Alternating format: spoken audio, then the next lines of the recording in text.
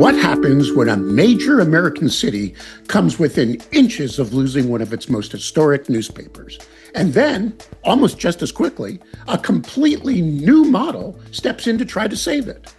In Pittsburgh, that's not a hypothetical. That's what's going on.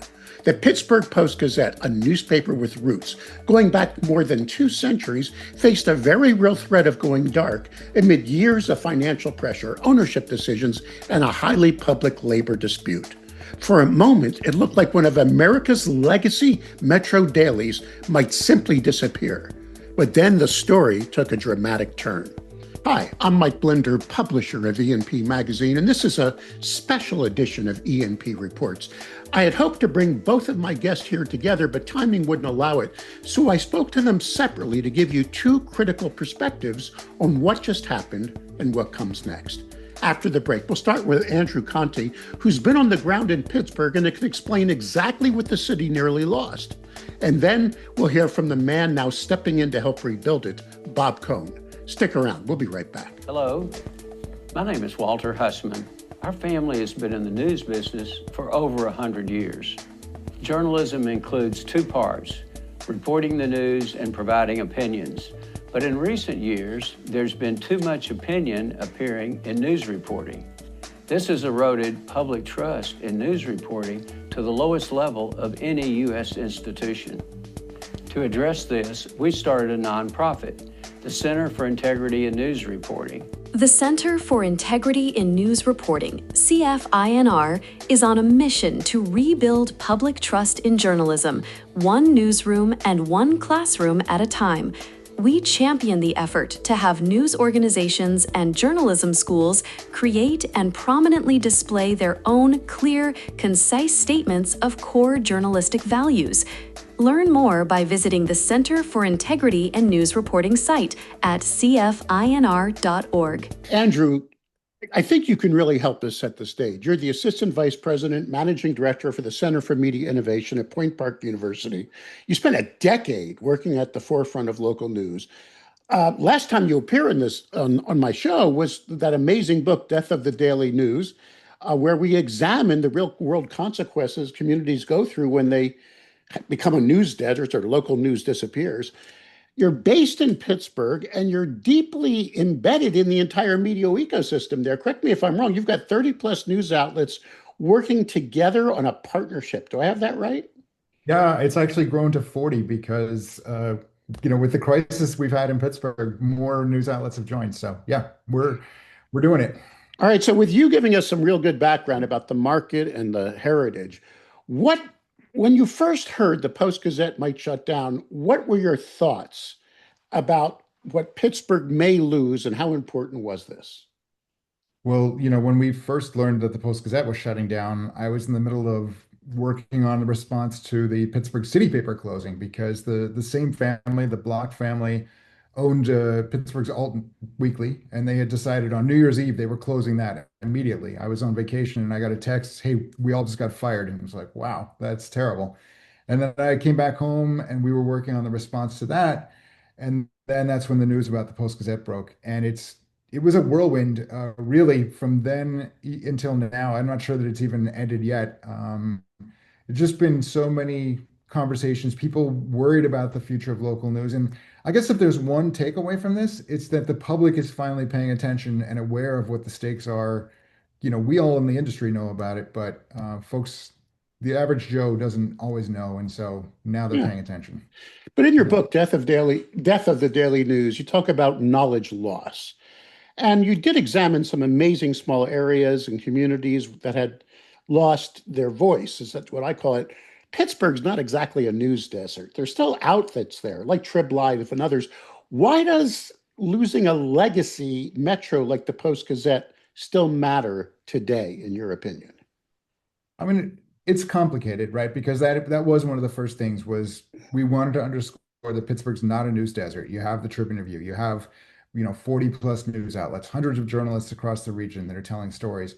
But at the same time, we've seen a slow decrease in the number of journalists and the amount of stories being told, certainly from where we were 10 years ago when we had two printed daily newspapers Now we've got a situation where the Post-Gazette is printed on Thursdays and Sundays, and the Tribune-Review prints in the suburbs.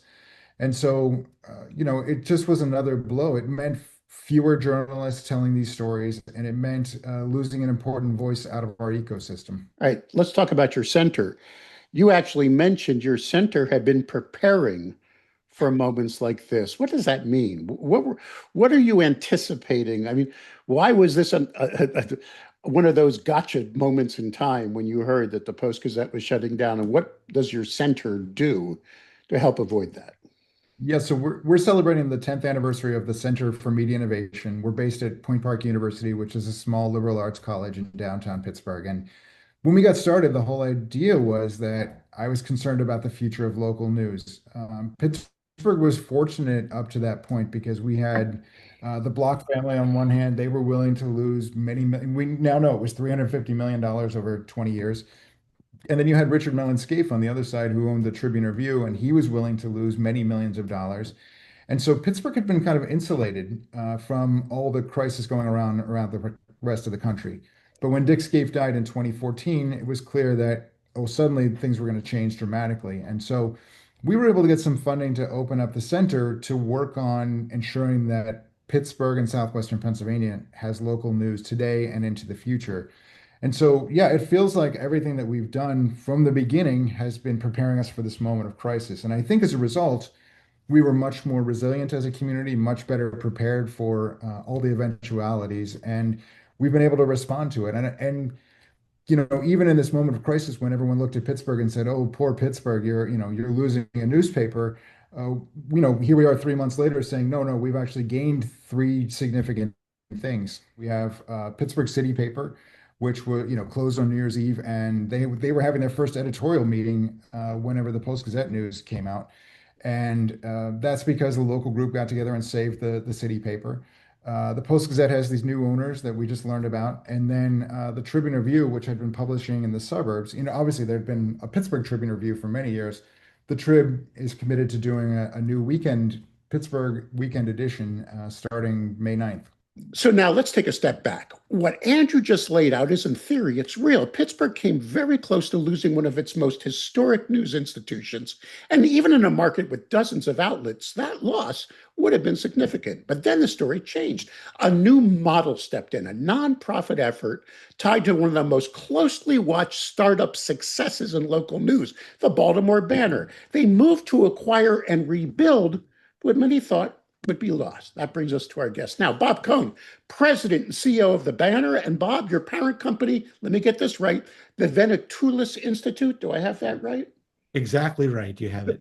Venetoulis Institute for Local Journalism, who just got back, correct me if I'm wrong, just got back from Pittsburgh doing meetings there. So you're in the center of the effort right now. Is that correct, sir? That's right. We announced the acquisition last Tuesday and got on a plane and went to Pittsburgh and spent a good deal of time throughout the whole week and into the weekend, really meetings to set up the integration and transition and editorial priorities. And we take the keys to the car on May 4th. So it's all very compressed. And very soon. All right, so let me set the stage. Back in April of 2022, I had Stuart Bainham and Imtiaz Patel on this show. Imtiaz used to have your chair at the Banner. And Stuart and Imtiaz described the Banner as a plan C. In other words, efforts first to acquire the Sun, which was very near and dear to Stuart's heart, and then Tribune Publishing so they could get the Sun. When that didn't come together, plan C was what you got today, the Banner. Bob, this is different. You're not just launching something new, you're stepping into a legacy newsroom, complex labor situation, and a community that nearly lost its daily paper altogether. So let's start there. Here's the question on everyone's mind. Why Pittsburgh? Why take on something this complex? And what opportunity did you see that others didn't? Well, the first thing, why Pittsburgh? Because its leading source of news was on the verge of going out of business, making Pittsburgh the largest city in the country without that major source of news. And so that was, and of course, there's a lot of other opportunities there, but the Post-Gazette has been the driver in local news coverage. And of course, as you know, they're 240 years old. So the Venetoulis Institute and the Banner, which is the up until now the only property under Venetoulis, was set up to bring quality, trusted local news coverage to communities that need it most. And no one needed it more than Pittsburgh since the January 7th announcement that the Post-Gazette would shut down. So the main driver is we have a civic and journalistic mission, and there's a match with Pittsburgh. Another interesting thing is, as Imtiaz and Stewart probably indicated when they first started this whole effort, the idea was to see if we could build a successful model and then replicate it in other areas.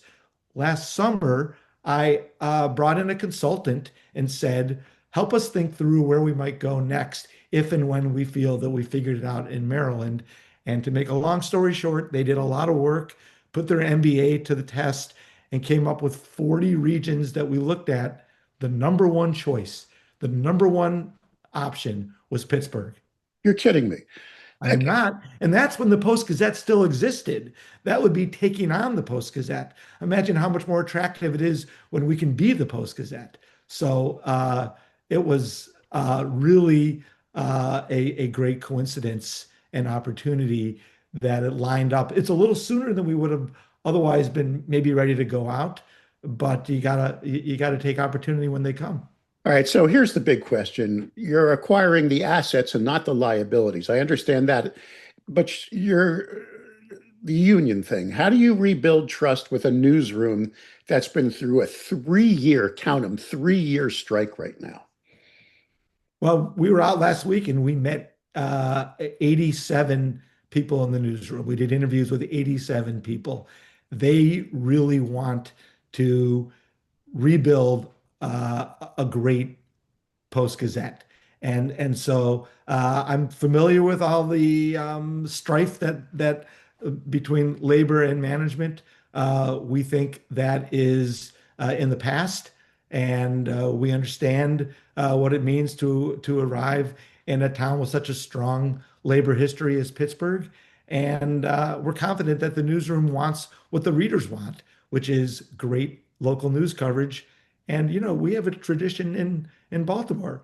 Treat people with respect and with dignity, offer excellent benefits and salary. And I'm convinced that's what the team in Pittsburgh wants too.